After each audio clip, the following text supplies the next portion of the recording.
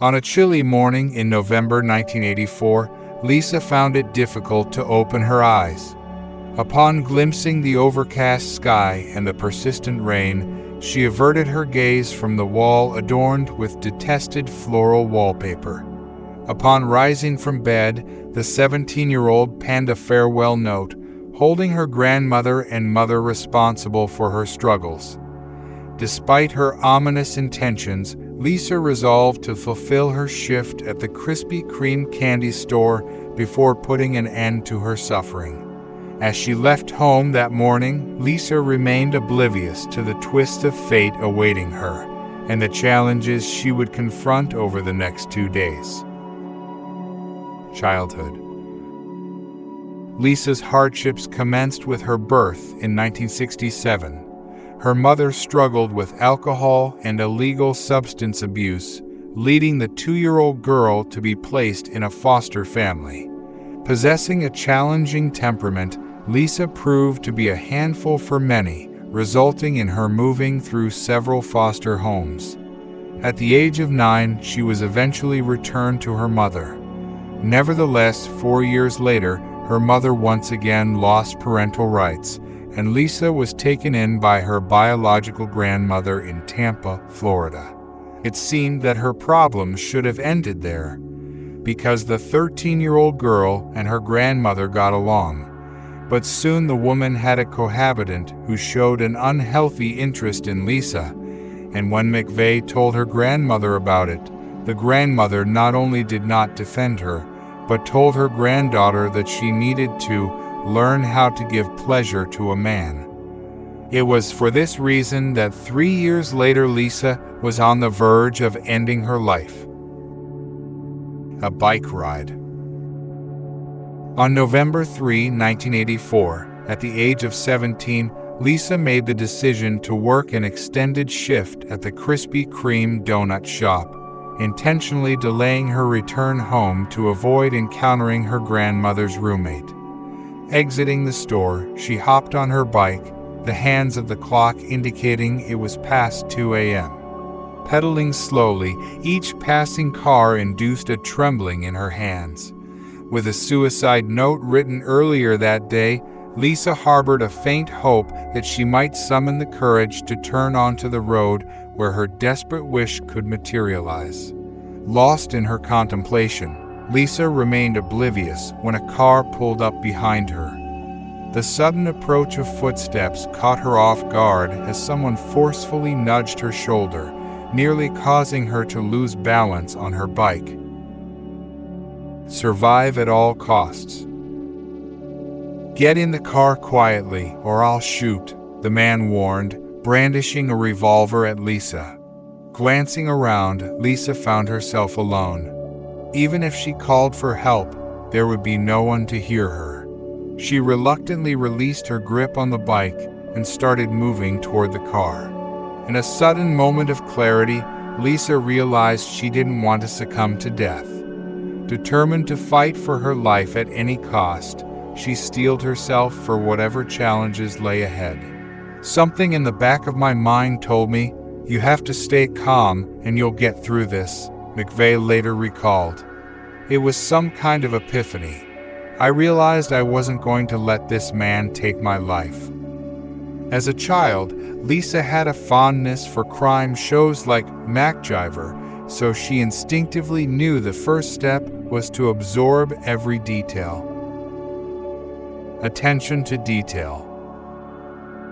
When he blindfolded me, I tensed every muscle in my face, so even as he tightened it, with my face relaxed, I could see a narrow strip at the bottom, McVeigh recounts. Once placed in the car, she observed red carpeting, white seats, and the word Magnum inscribed on the dashboard, details that would later identify the vehicle as a 1978 Dodge Magnum. Despite the darkness, Lisa managed a brief glimpse of the kidnapper, an overweight man with short brown hair.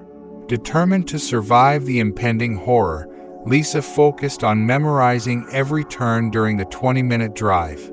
Upon arrival, she counted 19 flights of stairs, ascending to the kidnapper's apartment.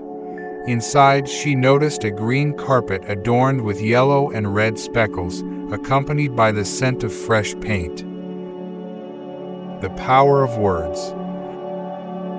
For the following 26 hours, the man subjected her to unsettling actions, and Lisa pleaded for her life persistently. However, a fatal mistake occurred when he ran his hand over Lisa's face, inadvertently allowing her to discern details like his mustache, oval face, and upturned nose. Every hour seemed like an eternity, McVeigh reflects. But I never allowed myself to believe I was going to die in that house. Yes, I feared he might kill me, but I couldn't entertain the idea of my own death. I had to focus on survival. McVeigh made a conscious effort to touch every surface within reach, leaving her fingerprints behind. In the event she didn't survive or was transported elsewhere, these prints could serve as evidence of her presence. Recognizing the need to appeal to any remaining humanity in her captor, Lisa fabricated a story about her terminally ill father, casting herself as his sole caregiver whose absence would result in his death. I knew right away that this had an effect on him, so I kept telling him what a nice guy he was, that I wanted to take care of him and be his girlfriend, Lisa recounts. Liberation. Liberation came suddenly the next night when the man once again escorted Lisa to his car and drove her somewhere. During the journey, he stopped at a 24-hour ATM to withdraw money. The girl was convinced this signaled the end. Presumably, he was taking her to a remote location to dispose of her. However, what unfolded next left her utterly shocked. Abruptly, he came to a halt and instructed Lisa to exit the car. The man insisted she keep the blindfold on for an additional 5 minutes, emphasizing that her continued survival hinged on her father's situation. Those 5 minutes felt like 5 years to me, Lisa recounted. But upon removing the blindfold and seeing the massive oak tree before me, I realized my life was about to change. Liar. It was 4:30 in the morning. Without a phone to call for help, Lisa sprinted back to her grandmother's house. Escaping one nightmare led her straight into another. Upon reaching home, her grandmother's roommate confronted the girl, accusing her of infidelity. "Did you cheat on me?" Despite Lisa's efforts to convey the truth to her grandmother, the woman dismissed her account as lies and called on her roommate to teach her a good lesson. Later that morning, Lisa contacted the Hillsborough County Sheriff's Office. Providing a detailed account to the arriving police officers, she faced skepticism from her grandmother, who insisted she was seeking attention through deception. Fortunately, Lisa's story was believed, prompting the police, with the assistance of the FBI, to launch a thorough investigation. On the trail of the perpetrator. A few days later, news reports featured a story about the discovery of the 8th victim of the serial killer who had plagued Tampa for the past year. Lisa couldn't help but wonder if the man she had spent more than 24 hours with was the same maniac. Driven by her suspicions, Lisa revisited the police and shared her concerns. The FBI decided to enlist the expertise of forensic analysts, who, among other examinations, scrutinized Lisa's shoes. They discovered red fibers on her footwear identical to those found on all 8 victims of the serial killer. Detectives meticulously combed through every detail Lisa provided. Her detailed recollections proved invaluable. With her guidance, the police located the ATM machine where the perpetrator had made a stop before dropping her off at the oak tree. Analyzing transactions from that night, they identified 5 men. When presented with photos of the potential suspects, McVeigh identified the perpetrator through her sensory memories. He turned out to be Robert Joseph "Bobby Joe" Long. He was apprehended on November 16, 1984. Long's childhood. Bobby Joe Long entered the world in West Virginia, and at the age of 2, his parents went their separate ways. Raised solely by his mother, he shared a bed with her until the age of 13, fostering a predictable resentment towards the men in her life. His life took an unusual turn as Bobby Joe was born with an extra X chromosome, resulting in Klinefelter syndrome. During his childhood, he underwent breast reduction surgery to address the physical effects of increased estrogen production. Unfortunately, this marked him as a target for bullying at school, contributing to his disdain for the educational environment. In 1974, Bobby tied the knot with his childhood friend Cindy Brown. Although the couple welcomed 2 daughters, their marriage unraveled. Cindy initiated divorce proceedings in 1980, citing Bobby's violent behavior towards her. She linked this aggression to a head injury he sustained following a motorcycle fall. The Tampa Monster. Around 1981, Long embarked on a disturbing path, targeting single women and subjecting them to forced intimacy. His actions escalated in 1984, marking the beginning of a series of at least 10 murders. His victims, aged 18 to 28, were women found alone by the roadside, including students, hitchhikers, and night workers.